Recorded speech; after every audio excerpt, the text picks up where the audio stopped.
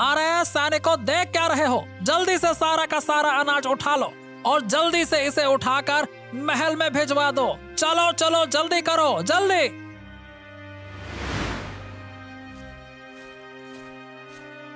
मंत्री जी, आप ये क्या कर रहे हैं? ये तो मेरे पूरे साल की मेहनत है। ये तो अन्याय है, सरासर अन्याय। सुन, यह राजा की आज्ञा है, कोई अन्याय नहीं। इतना ही नहीं, कान खोल के सुन ले, राजा ने यह भी बोला है कि अब से सारी जमीन भी राजा की है। समझा क्या? राजा की है। क्या? मंत्री जी, मेरे पास इस जमीन के अलावा कुछ नहीं है। मैं अपना परिवार कैसे चलाऊंगा? अरे मैं वो सब नहीं जानता, तुम क्या करोगे क्या नहीं करोगे। सीधी बात है, तुम्हें जो भी कहना है वो राजा के पास आकर कहना, समझे? हे ऊपर वाले, ये कैसा न्याय है? हमारे साथ इतना अन्याय क्यों? हमारे राज्य का राजा इतना कठोर क्यों है? इस तरह राजा गरीब लोगों का शोषण करके उससे सारा माल हड़प लेता था। राज्य में सभी लोग राजा से परेशान थे। महाराज, हमारा विवाह हुए कई वर्ष हो गए, लेकिन अभी तक हमें संतान का सुख नहीं मिला है। हाँ महारानी, हमें भी ये चिंता सता रही है कि हमारे राज्य का अगला उत्तराधिकारी कौन होगा। पता नहीं महाराज, हमारे भाग्य में संतान का सुख है भी या नहीं। मैंने कई बार भगवान से प्रार्थना की है, पर अब तक कोई फल नहीं मिला। महारानी, भाग्य और कर्म दोनों ही हमारे जीवन में महत्वपूर्ण भूमिका निभाते हैं। मैं जानता हूं कि तुमने पूरी निष्ठा से प्रार्थना की है, परंतु शायद अभी हमारा उचित समय नहीं है। हमें धैर्य रखना होगा। लेकिन महाराज, क्या हमारी प्रजा भी इसी धैर्य को समझेगी? वे भी तो उत्तराधिकारी की प्रतीक्षा कर रहे हैं। कहीं हम उनके विश्वास को खो न दे। हाँ, मैं तुम्हारी चिंता समझता हूँ महारानी, पर चिंता करने से कुछ नहीं होगा। मैं इसका कुछ न कुछ उपाय जरूर निकालता हूँ। उसी राज्य में मगन अपनी पत्नी के साथ रहता था। मगन बहुत ही गरीब था। मगन छोटी मोटी चोरी करके अपना जीवन चलाता था। आज तो आपको कुछ न कुछ चोरी करके लाना ही होगा। घर में जो भी खाने का सामान था वो सब खत्म हो गया है। मैं जानता हूँ भाग्यवान, लेकिन अब हालात ही ऐसे हो गए हैं कि चोरी करना भी आसान नहीं रहा। अगर आज भी कुछ नहीं लाए तो हमें भूखे पेट ही सोना पड़ेगा। तुम चिंता ना करो। अब चाहे कुछ भी हो, मैं खाली हाथ तो नहीं लौटूंगा, ठीक है?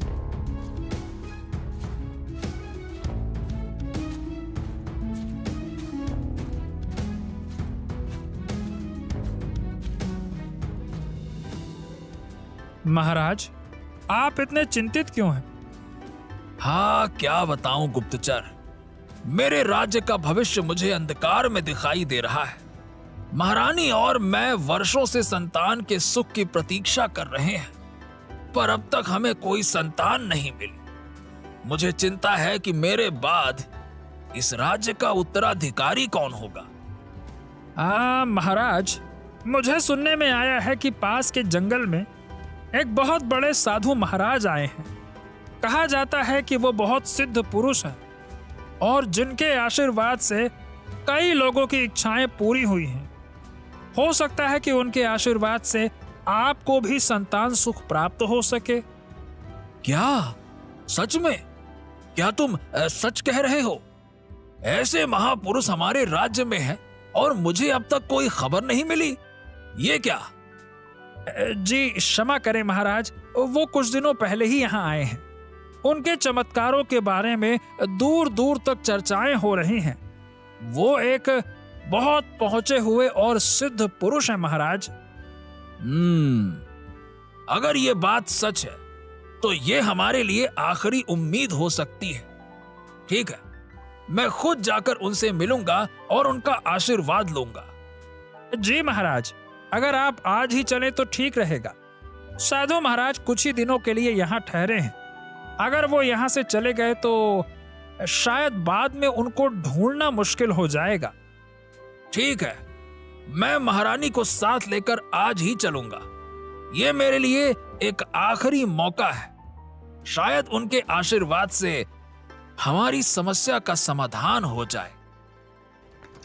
फिर महाराज रानी को लेकर साधु महाराज से मिलने के लिए जंगल की ओर निकल पड़े।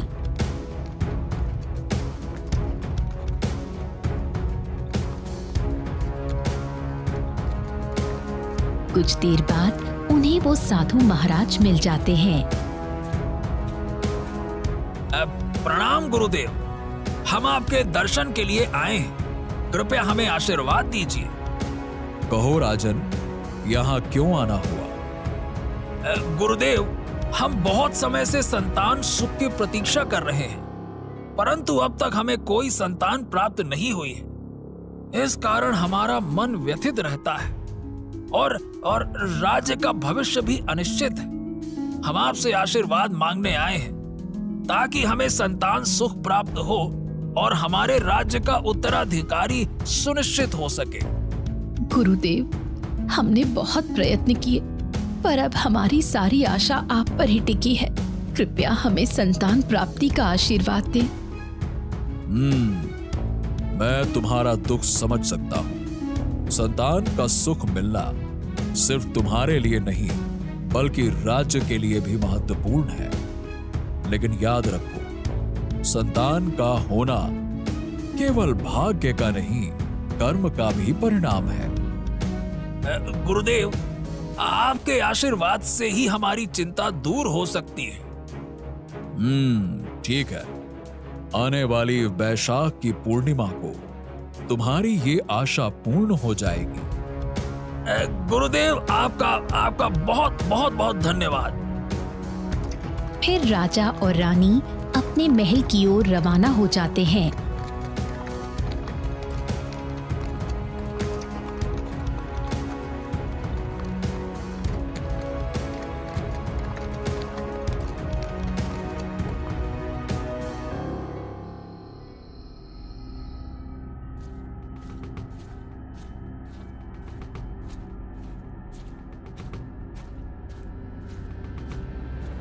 महाराज, आप परेशान मत होइए, अब वैद्य जी आ चुके हैं। मंत्री, हमने इस दिन के लिए कितने सालों से इंतजार किया है। जी महाराज, मैं समझता हूँ कि ये दिन आपके लिए कितना महत्वपूर्ण है। तभी वैद्य जी कमरे से बाहर आते हैं।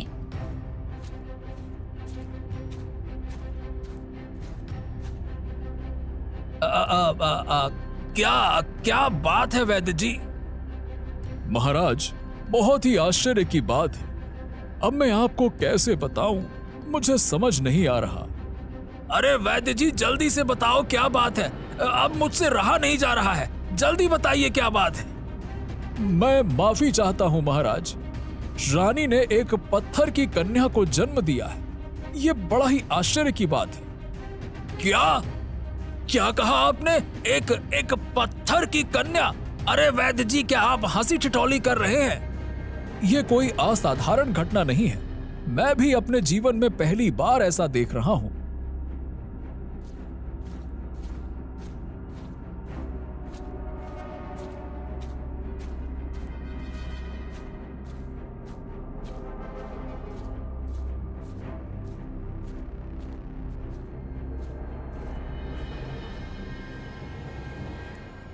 ये क्या? किंतु वैद्य जी, ये संभव कैसे है? वो तो मेरी भी समझ से बाहर है महाराज। ये सब ऊपर वाले की लीला है। मैं और आप इसमें क्या ही कर सकते हैं। जैसे ही रात होती है, मगन चोरी करने के लिए राजमहल में आता है।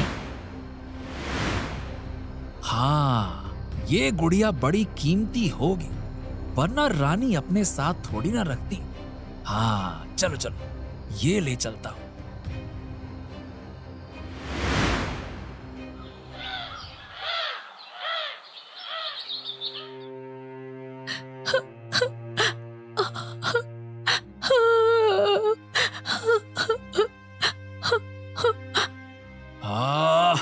महारानी, आप दुखी मत होइए, शांत हो जाइए, शांत। सुनिए महाराज, आप हर घर में सैनिक भेजिए हमारी गुड़िया को ढूंढने के लिए। मेरी गुड़िया कहाँ होगी? महारानी कृपया आप शांत हो जाइए, हम आपकी गुड़िया को हर हाल में ढूंढेंगे, आप बस धैर्य रखिए। महाराज, मेरी गुड़िया बहुत खास है। वो एक पत्थर की कन्या है, लेकिन मेरे लिए वो मेरी संतान है। मुझे उसकी चिंता हो रही है। तभी वहाँ पर मंत्री आता है। महाराज महाराज महाराज, प्रजा विद्रोह कर रही है। वो कह रही है कि इस बार कर कोई नहीं दे पाएगा।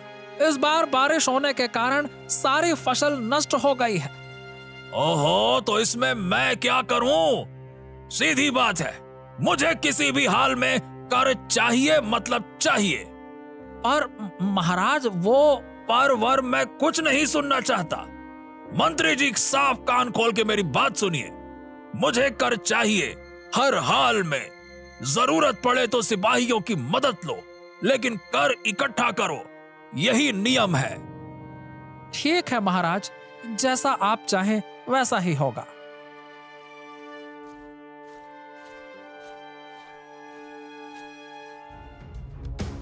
अरे ये क्या? ये तो एक गुड़िया है। कितनी सुंदर है। ए जी, सुनते हो? जल्दी यहाँ आइए।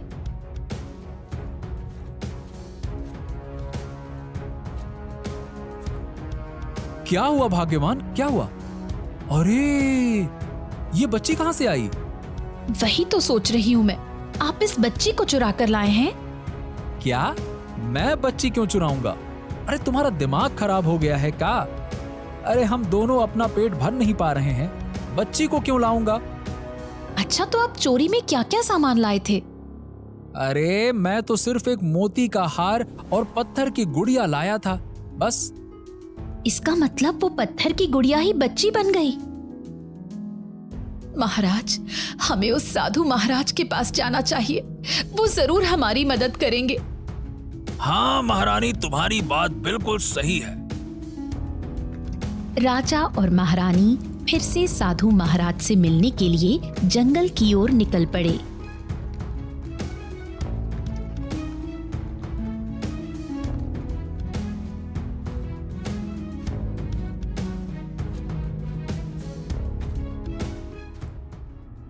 अरे राजन, आप यहाँ? क्या हुआ? फिर कोई मुसीबत आ गई क्या? प्रणाम गुरुदेव, प्रणाम। हम फिर से आपके पास आए हैं क्योंकि हमारी चिंता और बढ़ गई है। मुझे बताइए बाबा, मेरी बच्ची कहाँ पर है? मुझे बताइए। देखो बेटी, तुम्हारी बेटी स्वस्थ है। ये आप क्या कह रहे हैं बाबा? वो तो पत्थर की गुड़िया जन्मी थी। देखो पुत्री, ये लड़की बहुत ही पवित्र है। किसी भी अपवित्र स्थान पर इसमें प्राण नहीं रहेंगे। तो क्या साधु महाराज, हमारा राज्य अपवित्र है क्या? देखो राजन, तुम्हारे राज्य में बहुत सारे लोगों की बद्दुआ फैली हुई है, इसीलिए वो स्थान उसके लायक बिल्कुल नहीं है। बल्कि उस चोर के घर में। क्या? उस चोर के घर में क्या महाराज? बताइए। तुम्हारी बेटी चोर मगन के घर में जाकर उसको प्राण मिले हैं। क्या? पर साधु महाराज, ये चोर कैसे पवित्र हो सकता है? वो तो चोर है। उसे एक वक्त का खाना भी नहीं मिल रहा, इसीलिए वो चोरी करता है। पर वो दिल का बहुत साफ है। वो सभी गरीब लोगों की मदद करता है। तो गुरुदेव, अब मैं क्या करूं? जब तक तुम्हारा महल पवित्र नहीं हो जाता, तब तक राजकुमारी को महल में मत लाना, वरना वो पत्थर की गुड़िया बन जाएगी, याद रखना। तो गुरुदेव, आप ही बताइए कि मैं कैसे अपने महल को पवित्र करूं? राजन, पवित्रता बाहरी वस्तुओं और धन दौलत से नहीं आती। तुम्हारे महल की दीवारें सोने की हो, परंतु जब तक तुम्हारे राज्य में अन्याय, दुख और असंतोष फैला रहेगा, तब तक वो अपवित्र ही रहेगा। तो गुरुदेव, मुझे क्या करना चाहिए? राजन, अपने प्रजा का ध्यान रखो। जिनके पास भोजन नहीं है उन्हें भोजन दो, जिनके पास घर नहीं है उन्हें आश्रय दो, और सबसे महत्वपूर्ण, अन्याय और शोषण को समाप्त करो। जब तुम्हारा राज्य न्यायपूर्ण और दयालु होगा तभी तुम्हारा महल पवित्र हो पाएगा। आपका बहुत बहुत धन्यवाद। अब से मैं कभी प्रजा के साथ अन्याय और शोषण नहीं करूंगा। धन्यवाद।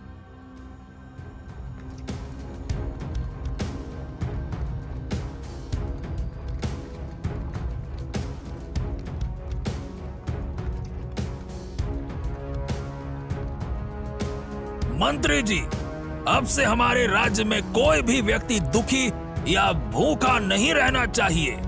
जिनके पास खाने के लिए अनाज नहीं है उन्हें हमारे महल से अनाज दिया जाए। ठीक है, आज से ये लागू किया जाए। क्या? जी महाराज, मैं तुरंत इसकी व्यवस्था करता हूं।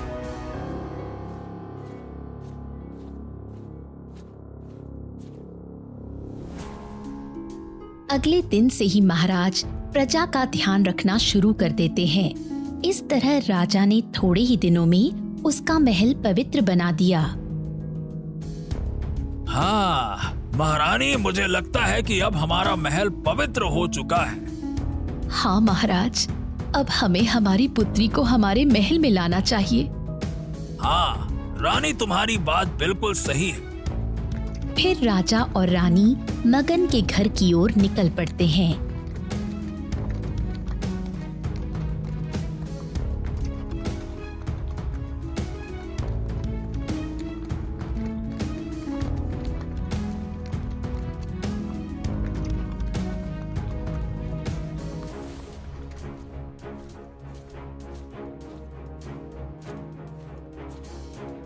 अब महाराज, आइए आइए महाराज, ये मेरे लिए बड़ा सम्मान है कि आप मेरे घर पधारे। मगन, अब हमारी बेटी को वापस अपने महल ले जाने के लिए हम आए हैं। अब हमारा महल पवित्र हो चुका है और हमारी प्रजा खुशहाल है। महाराज, ये सुनकर तो मुझे अत्यंत खुशी हो रही है। आपकी कृपा से आपकी प्रजा अब सुखी और संतुष्ट है, और ये मेरे लिए भी गर्व की बात है कि आपकी बेटी मेरे घर में सुरक्षित रही। फिर राजा राजकुमारी को लेकर महल चले जाते हैं।